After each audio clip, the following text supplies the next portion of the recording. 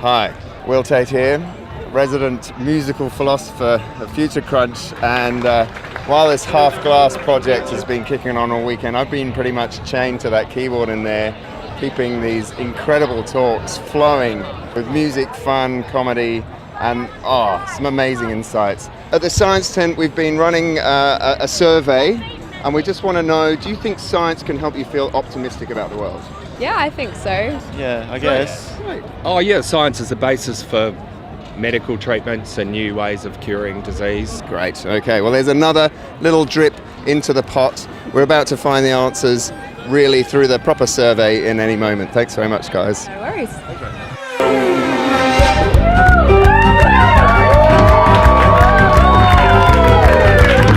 Right, so, Tane, what does this data actually mean?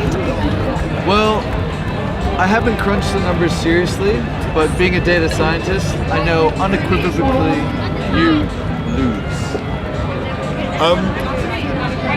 I think that it would be better to actually do this properly. Like, I mean, I realize that this isn't like genuine. Hey, this needs to be done. The glass half project. Yeah, right. This is the moment. Okay. Yeah, I can sense there's a little, there's some. Oh, you know what? Hold on. I have a problem with this, right? We said we were going to do a scientific survey, and I want to see stuff with p-values. Like, I want proper covariable analysis. Like, I want to see this done right. Like, I can't just trust Tane. Oh, Tane is a data scientist. Whoa! Time out. Gus is getting irate. He really wanted me to have some scientific evidence whether there's a relationship between science and optimism. So it's been a week since Splendour, and I've had a chance to crunch the numbers. Just to recap, the bet that we've got going on over here is that Tane is the optimist. He's expecting to find a strong relationship between a belief in science and a belief that it's useful and an optimistic view of the world. I'm the one who's saying I don't think there's any relationship. If he wins the bet, I have to eat insects. If I win the bet, Tane is going to end up with a back, crack, and sack wax. So, that all being said, let's dive into the data. All right, quick disclaimer before we get started. This was a bit of fun.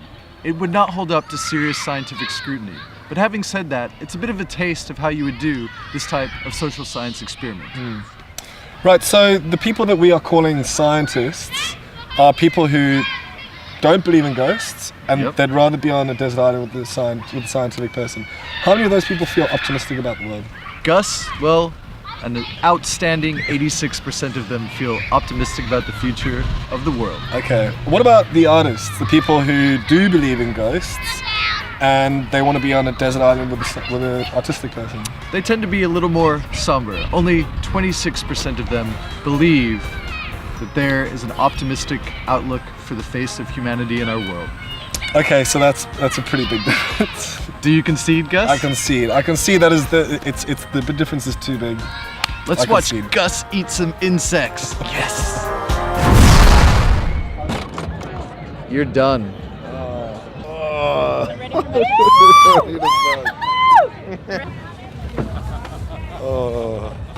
Oh, Gus, look at that.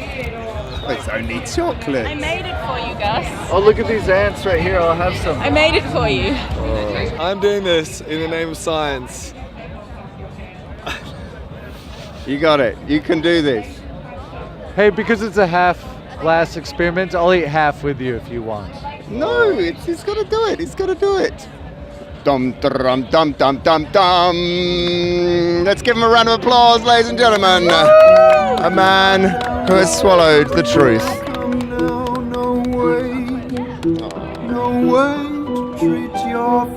Amazing. We've proven that a belief in love and science is related to an optimistic outlook about the future. And Gus, are you feeling optimistic about your future at the moment?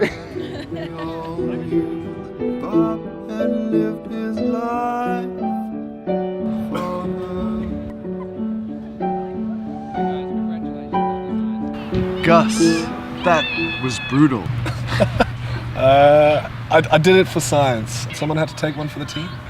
I thought it might be kind of fun to just dive a little bit more into the data. Yes, we found some interesting things. It turns out that artists who are optimistic think that they are the best in bed on average, and we're the most on average intoxicated. Which is not surprising to No, everyone. that's pretty intuitive. Yep. It turns out that scientists rate themselves lower in their action and aptitude in bed than artists, and it turns out that pessimists are generally more intoxicated than optimists. Another really interesting finding was that in our data set and at Splendour, we could not find a person who did not believe in ghosts and who would want to be with an artistic person on a deserted island and who felt pessimistic about the world. Yeah, this person does not exist. It's the unicorn at Splendour. Yeah, if you find them, please let us know. Great. All right. That's a wrap. Just so people can know, can they find this data anywhere? Are we going to do anything about that? We definitely did a more in-depth analysis. I'll publish the code, so if you want to nerd out on the serious nitty-gritty, go to our website and play with the data yourself. Thank you so much for joining us for the half-glass experiment. It's been chaotic, at times a little insane. It's also been super fun. We've had a great time doing it. If you're keen on any more, please subscribe to our newsletter and our YouTube channel. Thank you. Future Crunch out. Future Crunch out.